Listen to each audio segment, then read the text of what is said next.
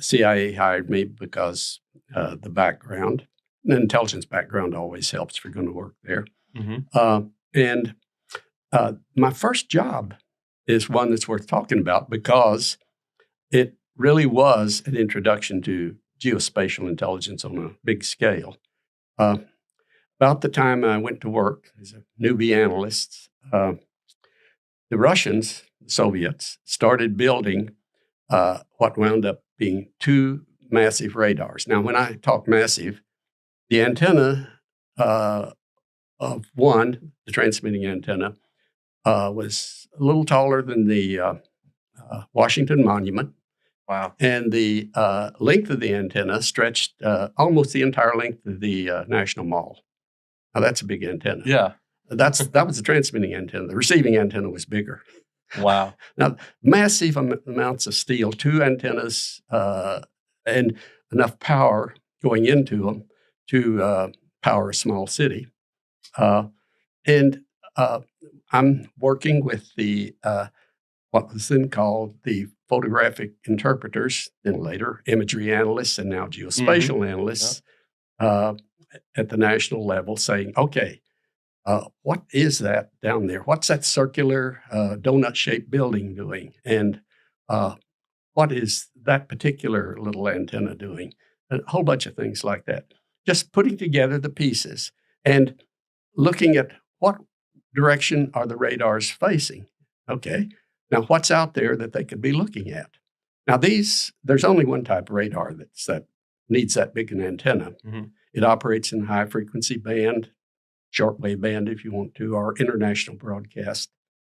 And it operates by not like your normal radar, line of sight.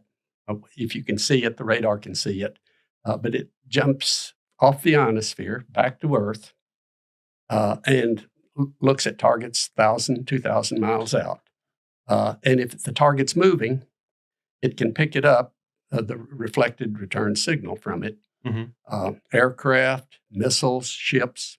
And we knew about those. We'd built them before. But we'd never built anything like this. And the question immediately comes up, okay, and I was on the spot for this.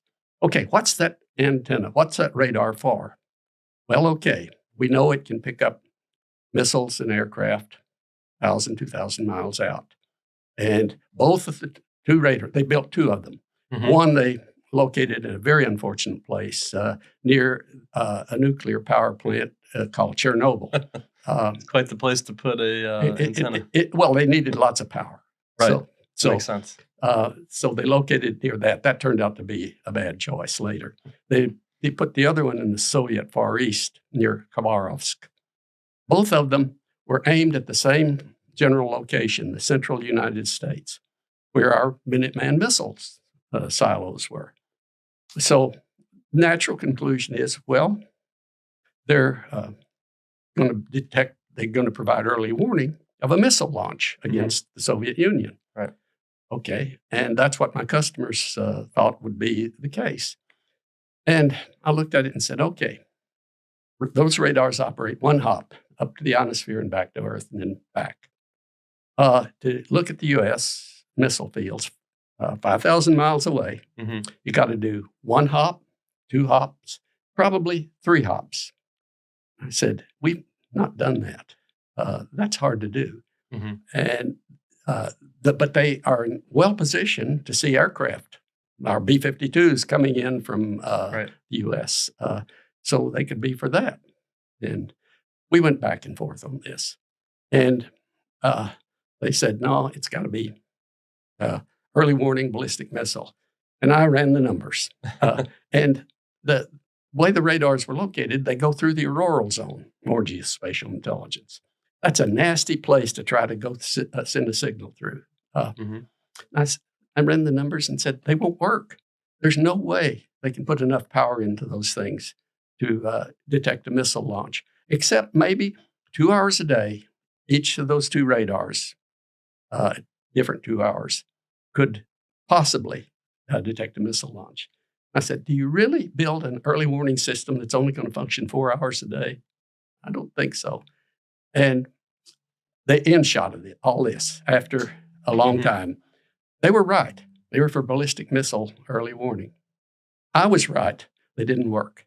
And years later, we found out why. Russian leaders were so desperate for early warning that a bunch of scientists in the Soviet Union got together and said, hey, let's sell them on this idea. And they knew it wouldn't work when they built it.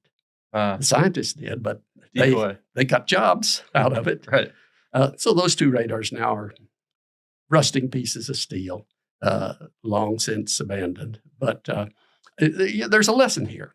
The other guy isn't always going to make logical or even reasonable decisions. Right. Sometimes they're really going to do stupid things. And you have to, if you're in intelligence, you have to accept the possibility that the other leaders are going to make bad decisions.